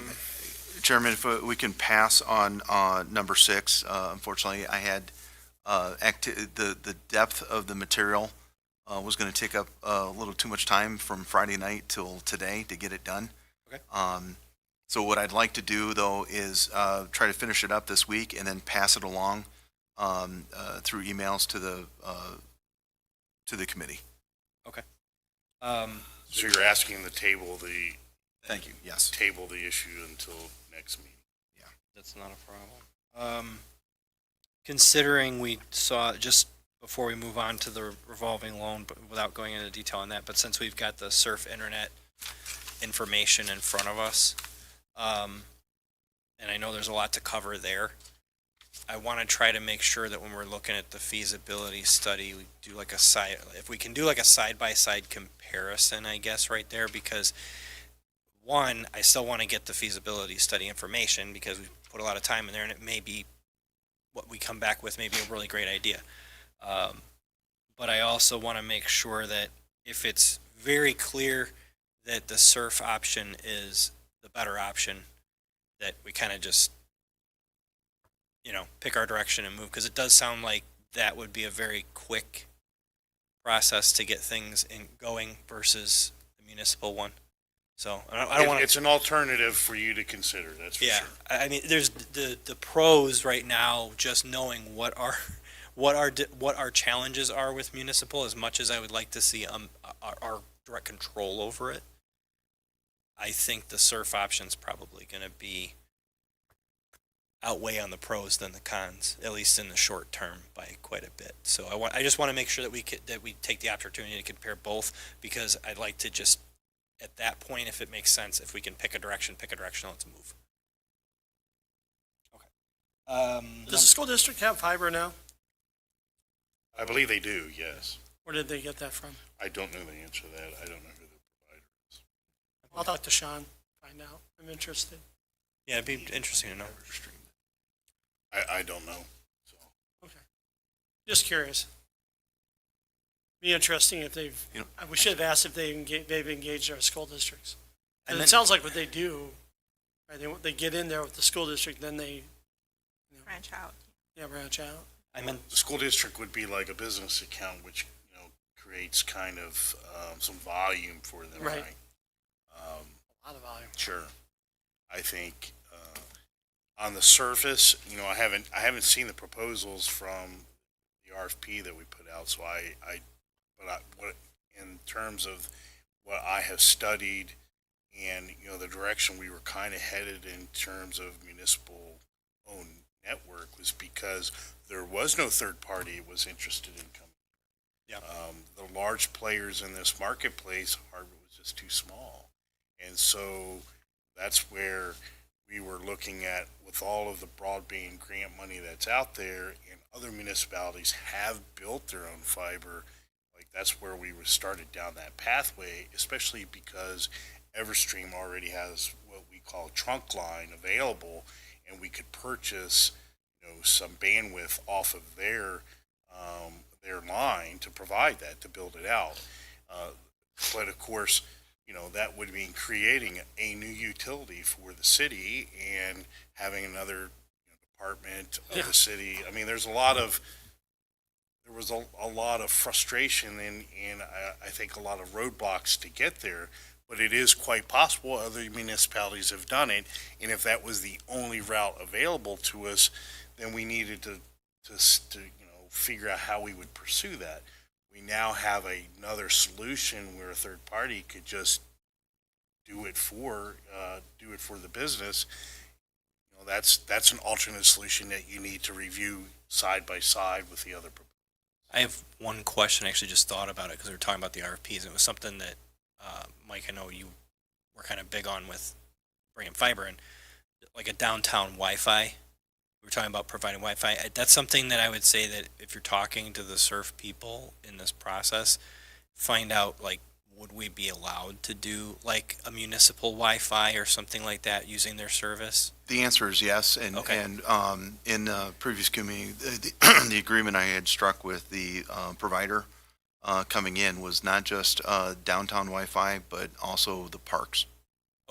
Yeah, because I mean, that was a big part of our I mean, that was for Like maybe connectivity. library too, and municipal as well, right? Well, and we couldn't do all of municipal. Yeah. We got the government rates for that, but Okay. the big part was so that people, I mean, everyone's using their phones. Yeah. So that people could go to the parks, enjoy it, under the trees, on a picnic table. So we were able to get that locked in. Plus, the other part to it was that we could hook up security cameras directly to it. So it was, a couple of birds, one stone kind of thing. I appreciate your forward thinking on that, because that was my first question. After they left, I was like, oh, okay, that's my question, is because that was a huge boon to having our own system, was having downtown Wi-Fi of some kind for people. And I'd hate to, if we had to trade off on that, that's a big con. So I was just going to say, I'll approach them and ask them their thoughts on that. Okay. So to be clear, they came to the city in the middle of the process of us already putting out the RFP for solutions. And so we did meet with them, and a lot of the information they've got, we've already understood, but it needed to be presented to this body to consider. And because of that timing, it was rather apropos. So it's another solution that you need to consider. Awesome. Appreciate them coming in, though. Revolving loan fund policy. This is a big one.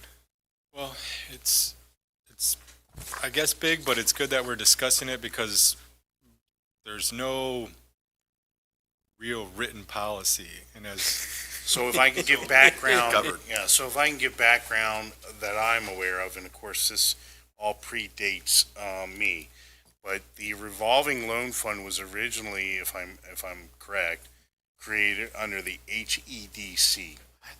Sure.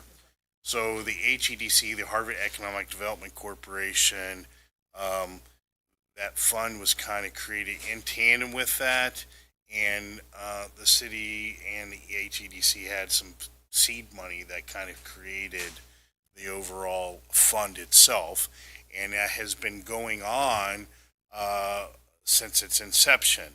The original concept of that loan was really only for the downtown area, basically businesses on Air Street, that they could borrow from this fund at that time, a 0% interest rate for a value of up to $50,000 for a loan term not to exceed 5 years. And that they could use that funding to revitalize or renovate the facade of their building. And that was all kind of created in tandem, I think, with the TIF that was downtown that created the streetscape. So it was a hope that these business owners would borrow essentially interest-free money to update their facades, and we would have a whole, along with the streetscape, we would see more investment. Well, what actually transpired was very few of the businesses actually took advantage of that fund for a very, very long time. And in fact, when I became mayor, I think there was only one fund that was actually in existence. And many of the businesses I discovered when I went and called on them personally were even unaware of the fund. So we tried to publicize that much, much more. And today I'm very proud to say we've had unbelievable usage of this fund, and we see that businesses are seeing value in the fund, and that's why we wanted to How many increase the amount of businesses? funding available. How many businesses do you talking about? Do you have the numbers for us, Donovan, by chance? How many businesses are currently using it? Yes. I believe we're at 5 currently. And thanks to Deb. Deb did a lot of work on this. And I have that sheet down on my desk. We're at approximately 5. One is about to be paid off in a month. And I want to say, I forgot how much is outstanding. Well, we have 79,000 left over in the fund left right over now. in our account, and I think there's 100 and some thousand outstanding. And there were some previous loans that have already been paid back that are not included in those numbers. For instance, the Shepherd retirement facility was one loan that has been completed. There was the chiropractor utilized that loan to update their facade and add that sign to the outside. Trying to think, there was another one. There's the store that's eventually going to be a fish company. They borrowed money and pretty close to paid it off, and have borrowed a second time to update that store and hopefully eventually open a business there. So the fund is being utilized after we really tried to make sure these businesses were aware that it was available. And then secondly, we want to expand that fund to be able to utilize outside of Air Street, and to allow them to utilize for other projects that would enhance their business that are spelled out here in what's being asked. So right now, all those guidelines of just the facade was kind of created when that fund was first generated or created, but it's always been kind of a policy that's been somewhat unwritten. We'd like to expand a policy and put it in writing so everybody understands what you can and can't do with it. So they can borrow up to 50,000? Yes. And the interest rate on that, and that's something that before it was 0%, but we want this fund to also grow so we can help more or give out more loans to spur more business. And I think the general concept that we came up with is no more than 50% of the current interest rates. So if the interest rates right now are 7%, then it would top out between 1% and 3.5%. That gives us a range depending on the project. Like if they're doing roof work, that would be more like 3.5%. So what happens if they go over the 5 years and they don't pay it in full? Well, they have to put up they have to sign a promissory note, and then we would actually go through collections. So the business is held liable for that. They essentially sign a mortgage to the city. And so the city does have lien rights then and all that process. But we also do vet out, there is some due diligence that the city does before they loan out the money. There is a background check and those kind of things. So, because we want to encourage businesses to be profitable and to grow, but we also have to protect taxpayers' money. So, and then the idea of adding that interest rate at below market value means they still get the loan at a good interest rate, and then all that interest would get put back into the fund to grow the fund even more.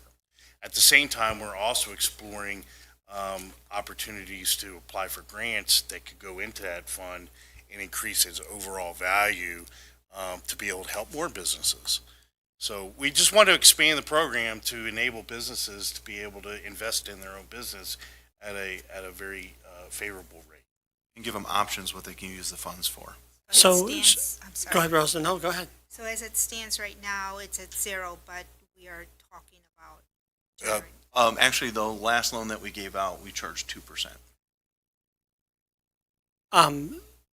So we don't have an existing policy.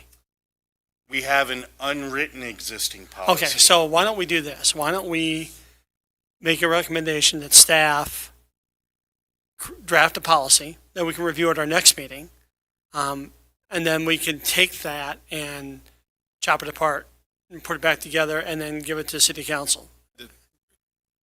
City attorney, I've been talking with TJ about this, about, hey, we need something in writing here. What are all our parameters legally? And that's why Deb got involved to say here, because he said, how much is left? How much have you given out? So on and so forth. So Deb did all this research all the way back to 1988 when it apparently started. So once we have that policy back from our city attorney, then absolutely right, we can present that. Great.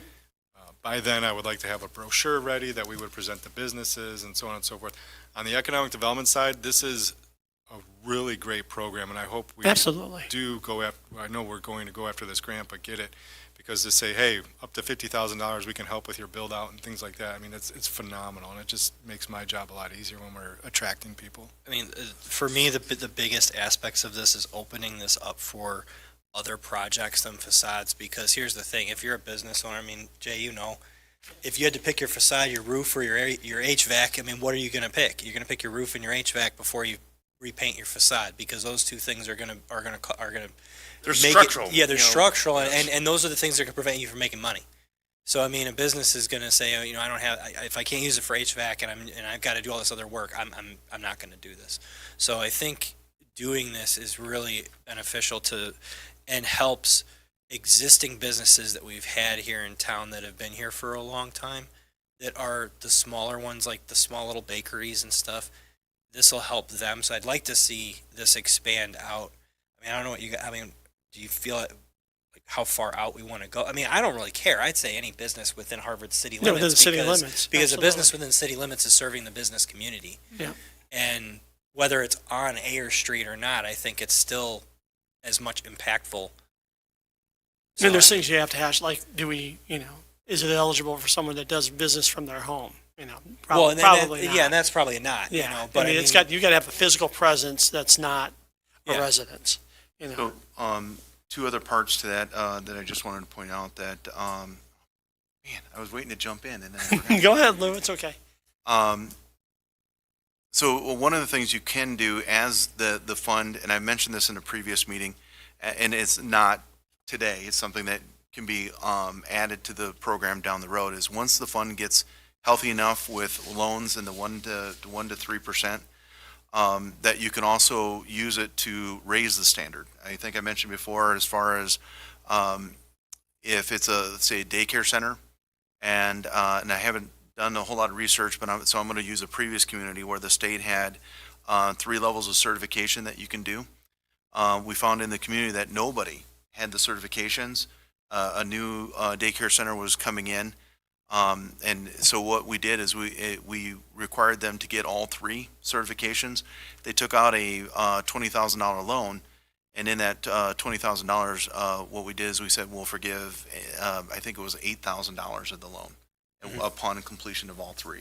So something similar you could do is somebody, let's say Antioch's Pizza comes in, okay?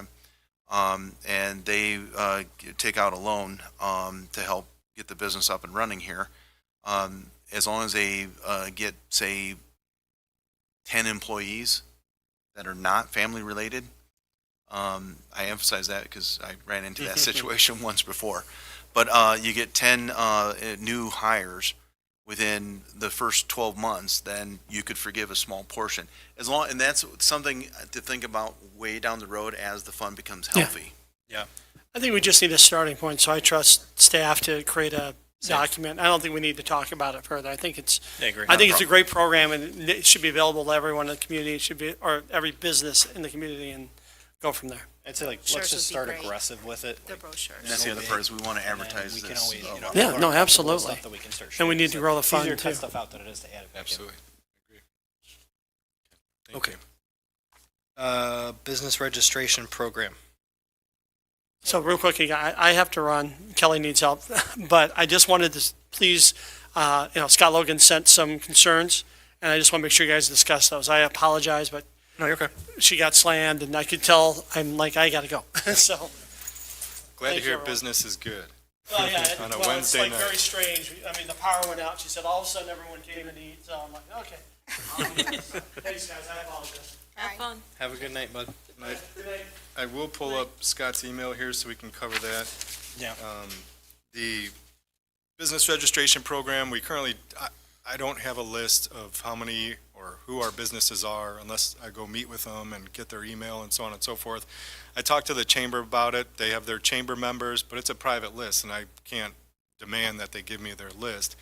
And so the business registration program, it would mirror Woodstock's. They just started this year and would require businesses to register by a certain date. If they don't, that's when they could be fined. It will allow me and other staff to communicate with our businesses, all at once or in certain areas if something happens, or hey, event in the downtown. We can focus just on those businesses in the downtown, or water main breaks, what have you. But the goal, and we had talked about it, and I believe I talked about it in my interview potentially, is to get information out to our businesses with monthly or quarterly newsletters. This became apparent during COVID when all of these programs were coming out for businesses, the PPP loans and things like that. And I'm sure you guys experienced it. We had no way to communicate to businesses in a efficient manner because we did not have a record of all existing businesses within the city. Obviously, we knew certain businesses, but the contact information for those businesses, the city didn't really have any of that information.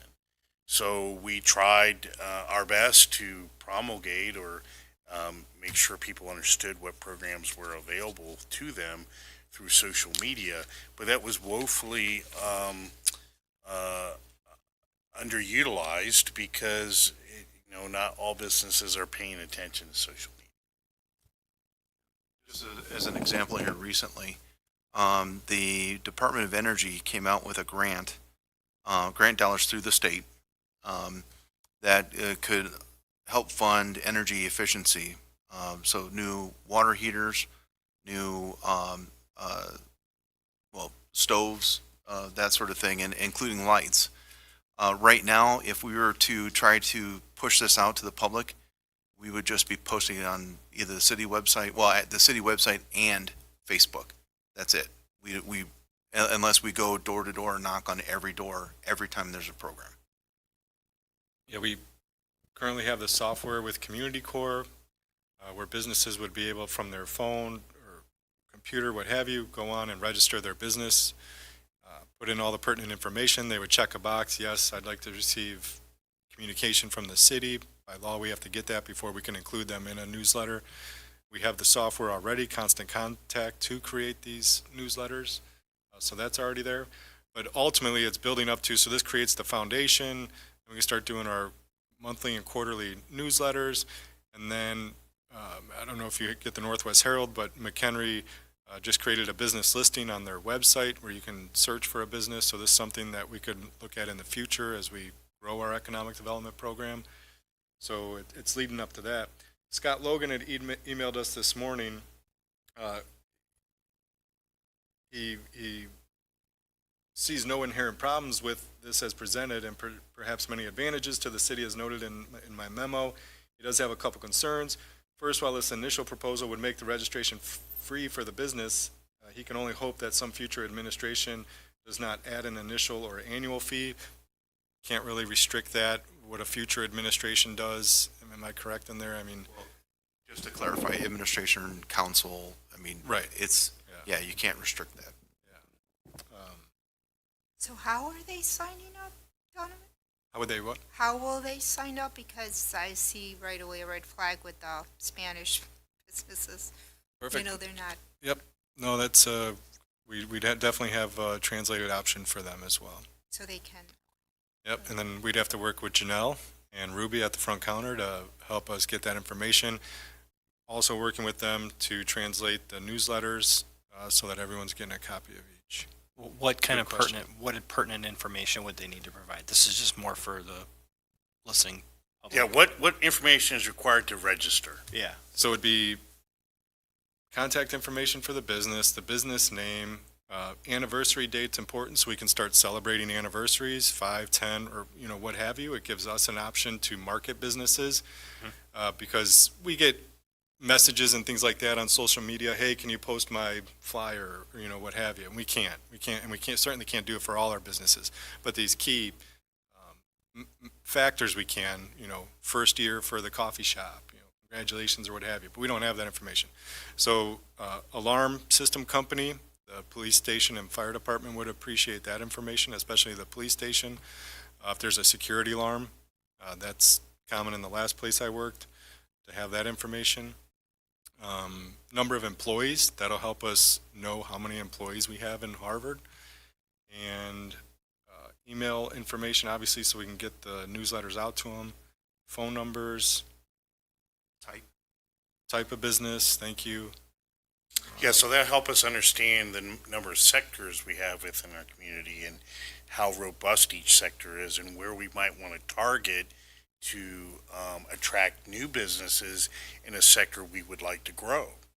So effectively, it's basic contact information, but nothing invasive to the business that they would have. That they should feel like we're digging for information. It's purely like just registering for contacts. We do like for the businesses that don't go online. Can we mail them a registration form? Yeah, and we have that service now. You can apply for a permit online or drop it off. A lot of your old school contractors like to come in and drop off the paper copies. We love that. So absolutely. Yep, and then we would just do the data entry into the system for them. Now, would you want their website as well, if they have one? The website as well, again, because when we build out or upgrade our website and we have this business portal, all that information is in there. There's different services there too, where a business like McHenry just adopted, a business can go in and update their own information. So we're not doing it, and include hours of operation and things like that. So Do you expect at some point that the city would have a business tab that just lists all the businesses by sector? Preferred. Yes, but more refined, where it would be a map, so you can like click on the map and see. So could we, I'm just trying to envision so that our community can understand, as we invest and move forward with GIS, we could create a layer of businesses, right? Yeah, and then search, potentially also auto services, insurance services, restaurants, and then it would pull up all the restaurants correlated to a map. It would also help us as far as our last topic, talking about revolving loan funds. We'd have people to actually reach out and say, hey, here's an option. I think the key thing with this, for this program to be successful, the one thing that I'm kind of iffy on is like having a fine or a fee for not registering within a certain amount of time. I'm not opposed to it, but that's for small businesses, that's going to be kind of a scary thing.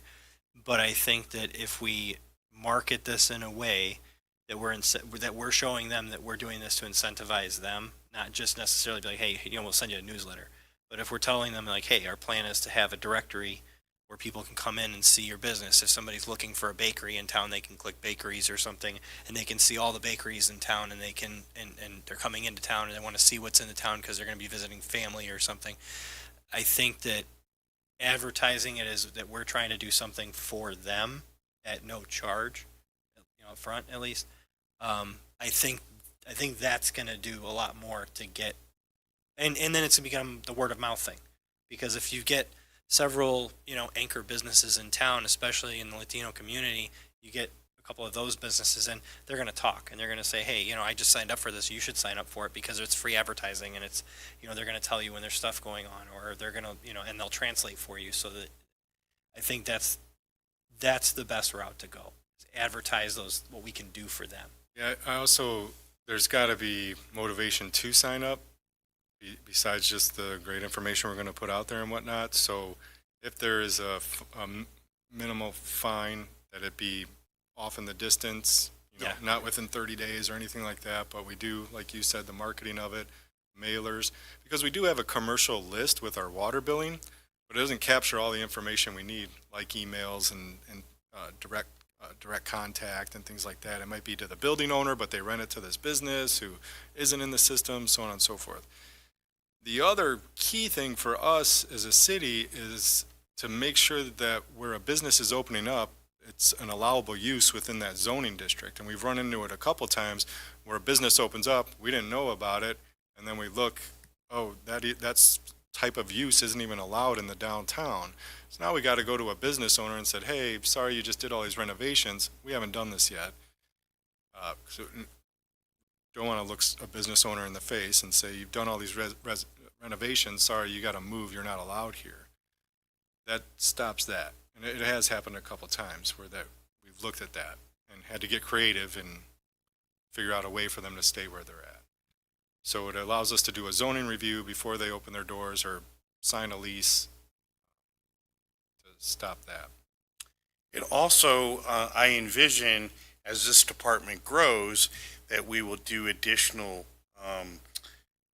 economic development initiatives that will allow us to communicate those initiatives to these businesses and maybe connect them to benefits that they're not currently aware of.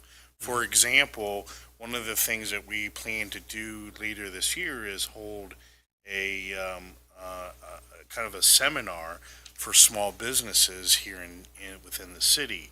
And if we had this ready list, we would be able to communicate the service to the business very easily. Right now, we're looking at a very manual way of communicating that to try and get participation. This would just streamline that process and allow businesses to understand, hey, there are things that the city is doing to try and generate more business and to help your business be more successful and maybe even grow.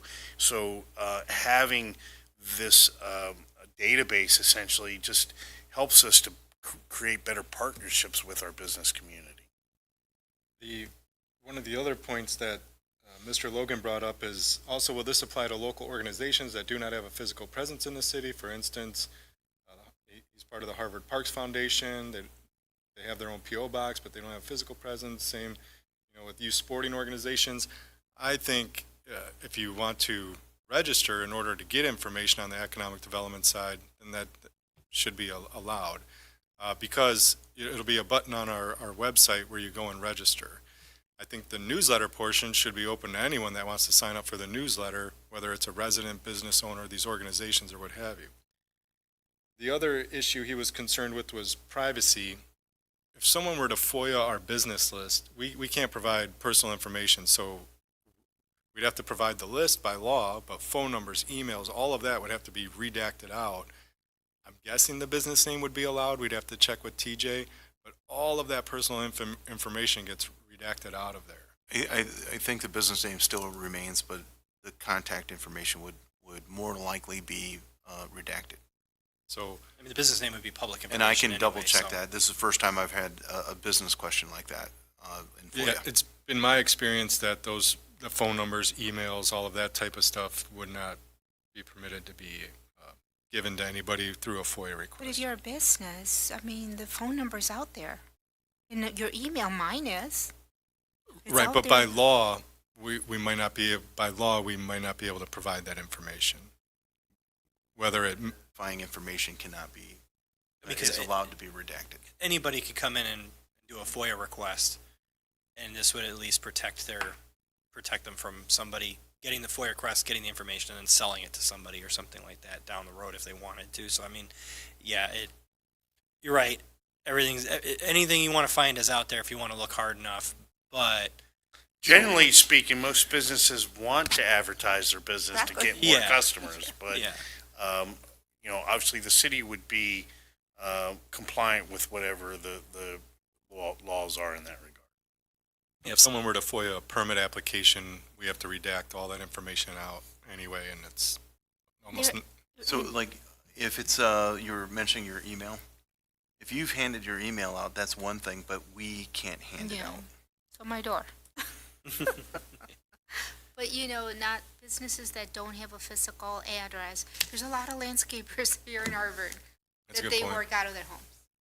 yeah. So we can't exclude them. I don't think it would, I think that we should also offer them all what we are trying to do for them. I think, again, it's great to capture that information, because if we want to go out for an RFP for mowing services, or like we just did the work at Milky Way Park, we would have that database to be able to say, oh, we can send this to 60 local contractors that do this type of work. So I think, again, if you want to sign up and get that information, then I think you should be able to sign up. The only people required to sign up, though, would be the brick and mortar businesses. Yeah, businesses that have a brick and mortar building. Right. So for the business community, I'm sorry, for the business community out there, it'd be worthwhile. We can't, well, yeah, it'd be worthwhile to do it for even potentially city business down the road, because we'd have the information to be able to get that to everybody that it would, that could potentially submit to it. I'm sorry. I was just gonna ask, going on Rosa's question about the landscaping and stuff, would that then include like people that work out of their home, like alterations and stuff like that? Because sometimes you have random people looking for alterations and you can only direct them to dry cleaners in like Crystal Lake or whatnot. I would think so. And again, that would be more on a volunteer basis versus the brick and mortar. Right. Yep. And then, because that way we capture everyone, again, when that business list comes up on our website, local remodelers, local contractors, local landscapers, so on and so forth. We want to support all of our business, regardless if they have the brick and mortar store.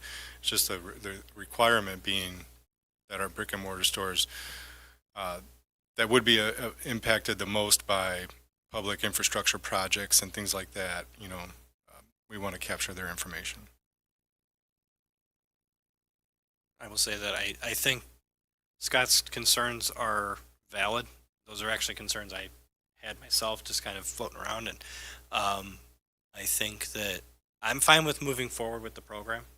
I think that it's all going to come down to how well we market it and how well we present it to the business community as a benefit to them, because some of those businesses may initially be unwilling to sign up because they feel like they're being registered to be punished or for on a future list so they can be targeted or something. But I think that if we, present this as a healthy thing for them to do, and not that the city's looking to get something out of them, that, It's just a tool to help us communicate better. yeah, And it share absolutely information. is. I just want to make sure that they understand that that's what it is, not that just that their business is being put on a list so that we can, for whatever. I mean, people get paranoid on that when they get added to lists, so I just want to make sure that they know that this is a good thing. Back in the day, people would put their information, at least contact information, in the yellow pages. Mhm. This is just kind of creating a city version Yep. of the yellow pages. Yeah, so like what McHenry did, they worked with an organization, a company called Blue Dot, and we had met with Blue Dot for economic development services like this. So Blue Dot uploads they capture all the businesses based on type of business and how they register statewide and federally, all the public information that's out there, they throw it into the website, and then, so McHenry pays Blue Dot to do that, and then the business owner goes in and changes all their information because it could be outdated or what have you. Whereas Woodstock, and like what I'd like to see here, is that it's between us and the business owner doing it with enough time frame them to do it for free. Do you need a vote to move forward with the program at this point? I think you need a vote to send it to city council to consider approving. I'm okay. Then a recommendation to send this to city council then for a Of course. vote? Okay. All in favor? Aye. Aye. Okay. It'll be under attorney review before it goes to council, so we're doing everything right. Thank you. New business? The only thing that I wanted to mention, and the mayor mentioned it, well, actually, there's two things, sorry. We are looking at around August, September, about doing working with Richmond and their Chamber of Commerce about putting on a program to help. It's John Shallot. It's to help people that are entrepreneurs or current business owners about how to better advertise or help them out with kind of finding their niche in the market if they're kind of struggling a bit. I've sat on two of those seminars before, one here, one with the previous community. Donovan and I believe the mayor was with us that day. No, I was not able to. That's attend, right. So. John's very informative. He's been very successful in doing this. So it's something that's coming up down the road. And then the other thing, there was a comment about being able to translate. Just to give you a heads up, in June we will have a third staff member that is bilingual, biliterate. So we're trying to broaden our capabilities at the city administration, and it would help. Would Donovan goes door to door in some cases to be able to have a staff member, and then we still have people back at the office that can also do it. That workshop that he alluded to that we're trying to, looking at a time frame, I think in September, is about allowing or helping small businesses create a process where their business becomes a destination.